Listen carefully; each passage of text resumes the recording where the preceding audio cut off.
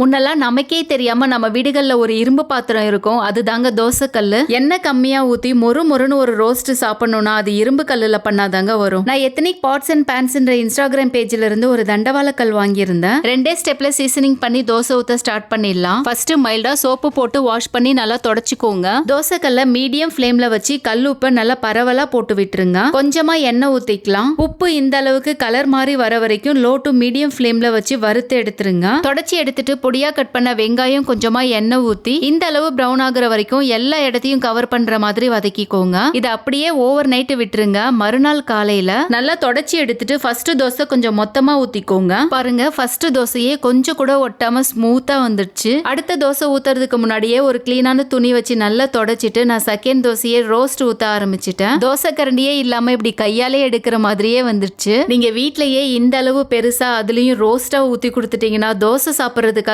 ஹோட்டலுக்கு போக மாட்டீங்க. தோசை ஊத்தி முடிச்சிட்டு பிளைனாவே வாஷ் பண்ணி தொடச்சிட்டு கொஞ்சமா எண்ணெய் ஸ்ப்ரே பண்ணி தொடச்சி வச்சிட்டீங்கன்னா நீங்க வச்ச மாதிரியே இருக்குங்க. இதுக்கு முன்னாடியே இவங்க கிட்ட ஸ்கில்லட் சோப் ஸ்டோன் வாங்கியிருந்தேன். பிரீமியம் குவாலிட்டியில இருக்கும். உங்களுக்கும் தேவைப்படுனா டிஸ்கிரிப்ஷன்ல லிங்க் கொடுக்குறேன், யூஸ் பண்ணிக்கோங்க.